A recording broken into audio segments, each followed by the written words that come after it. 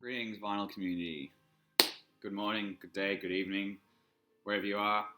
Back with some recent vinyl finds and a little bit of news. Um, what's playing in the background is this here.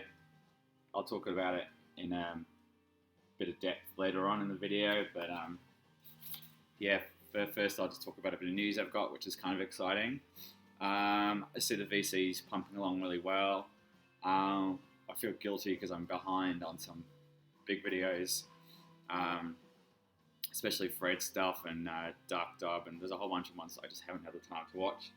I've been very, very busy lately, and when I tell you my news, I'll explain why. I'm actually moving back home to New Zealand, literally in the next by the time I upload this, it'll be in the next couple of days. So I'm filming this. Would be 2 weeks before, I suppose, or I don't know, whenever I put this up. So yeah, I'll be really sad to be leaving the Melbourne chapter of the vinyl community in terms of hanging out with the guys. Yeah, I mean, it's kind of sad in a way. On my last weekend, or my second to last weekend in Melbourne, we're going to be catching up and all going to the Box Hill Record Fair, which is one of the biggest fairs. I think it is the biggest fair in Melbourne. So that's sort of like our last sort of dig together for a while, I suppose. I was really, really, really looking forward to hanging out with everybody, and we're going to go and have a really, really nice meal and dig for records and hopefully get some footage of us all. I'll be without my records for about 6 months, maybe more. So I most likely might not be making videos. So yeah, this could be the last video for a long time. So that's the news really. This stuff's getting packed up next week. See, it's kind of weird because I'm talking now, but when I upload this video, it will already have happened. Yeah, so it's all very weird. Anyway, yeah, so basically I'm moving home.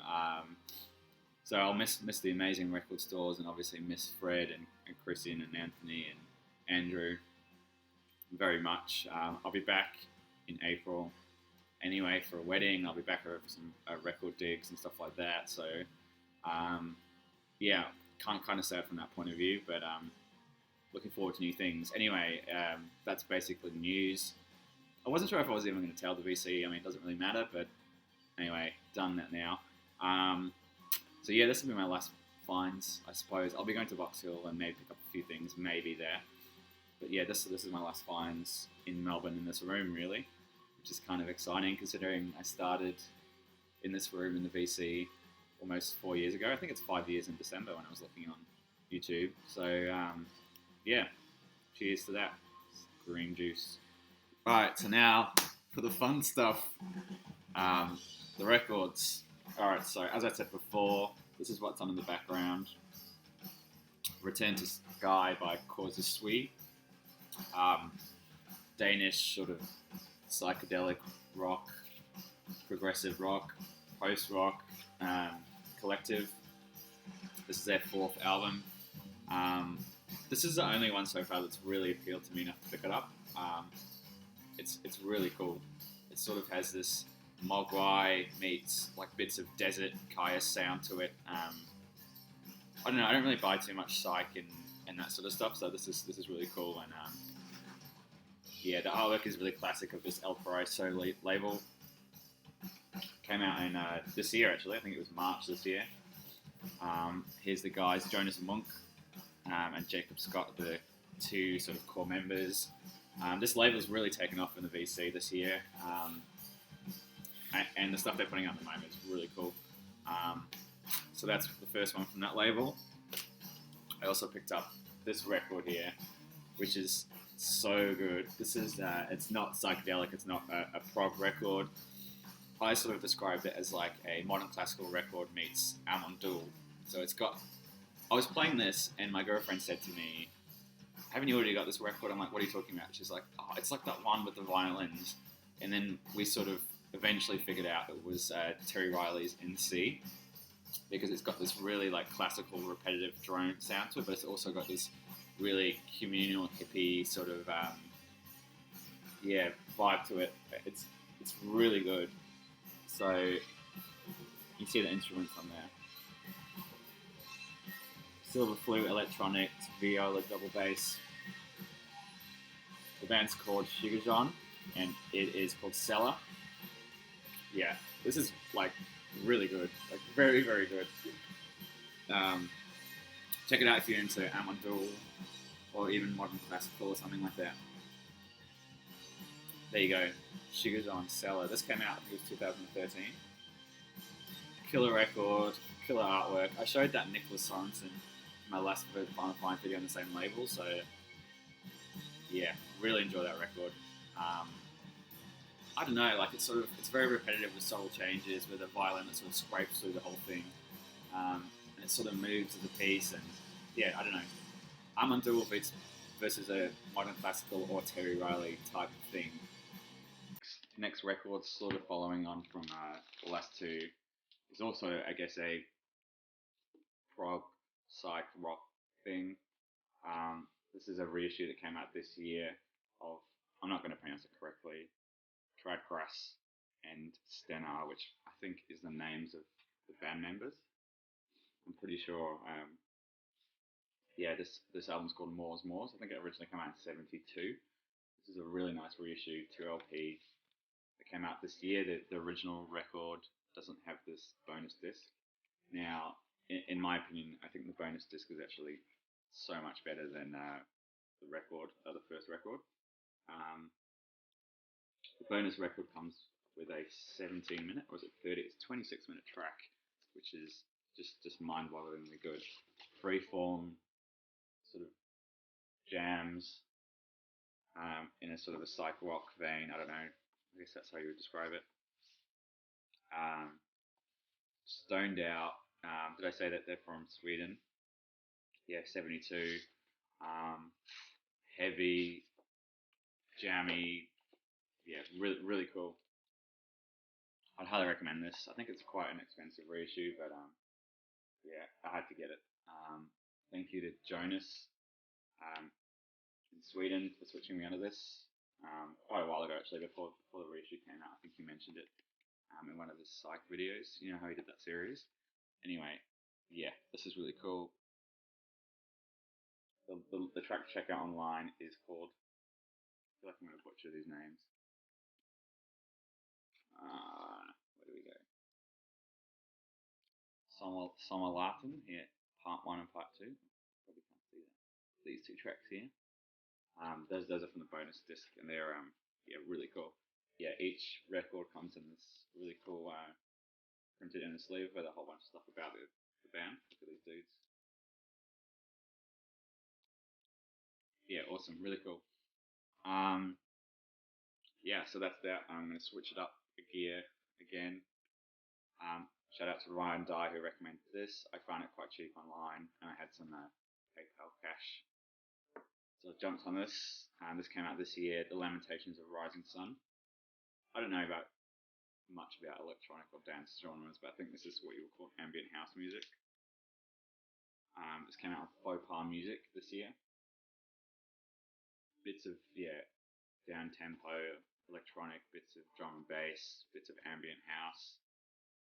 Sounds like it was made in the 90s. Like if someone told me this was made in like 94, 95 ish.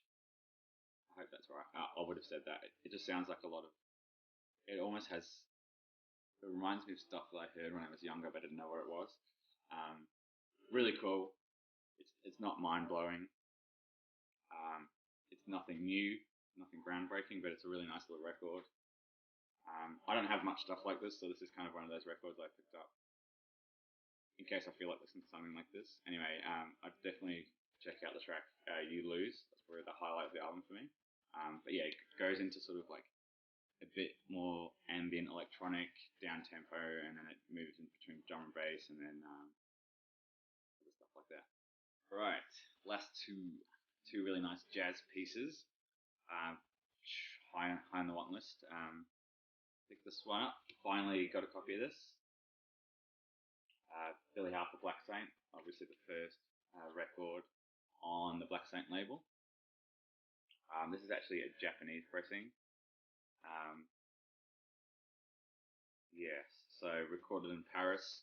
This features is it Joe Bonner, Billy Harper, who's the other? Virgil Jones, David Friesen, who I don't recognise, and Malcolm Pinson. I definitely recognise Virgil Jones, and of course Joe Bonner. This is a really nice Japanese pressing that isn't actually listed on Discogs. It's the old Black Saint label. Comes with this cool little booklet talking about the label, sort of like an introduction to Black Saint, I imagine. Not that I can read that, so it's all in Japanese. But yeah, this sounds phenomenal. As for the music, what can I say about Billy Harper? Sometimes he's like a cross between John Coltrane and Isla, but with more focus and direction, I guess. I don't know. Um, yeah, like he has those moments where he has these really nice turns of phrase, and he really seems like he's searching and going somewhere. And um, but then he has this really like deep roughness to it. I know he's just a really versatile player. One of my favorites. I've only got I think it's Capra. I've got actually two other Billy Harper records, live in Europe, something like that, and Capra Black. Um, this one I hadn't heard until I picked it up. It'd been on my list for ages. I purposely decided to do it that way, and yeah, it knocked my socks off. Yeah, just so searching and technically brilliant and emotional and really good. Joe Bonner, an artist I know is quite well regarded. I hadn't actually, or as far as I know, I hadn't heard too much of his stuff, and yeah, that really blew me away. So yeah, very cool. Next one is this is a weird one. So on Thursday, I was having a really busy day at work, and I got a text from the very own Champ Sound Andrew saying he was the record store around the corner from my work. Do I want to come? And I decided I would go there and hang out with Andrew. So we got some lunch, had a chat, went for a dig at Licorice Pie, which had an amazing selection of records in.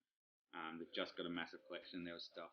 There's about 5 Black Jazz records, about 5 Strata East records, a heap of Blue Notes, and even some 7 Liberty presses and Japanese presses. And I didn't even get through a quarter of the store, and I was blown away. But as I mentioned before, I'm obviously moving, so I haven't been buying that much.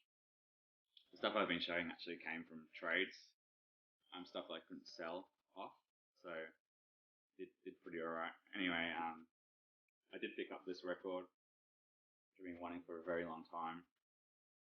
Right Hands Quartet Out of the Afternoon.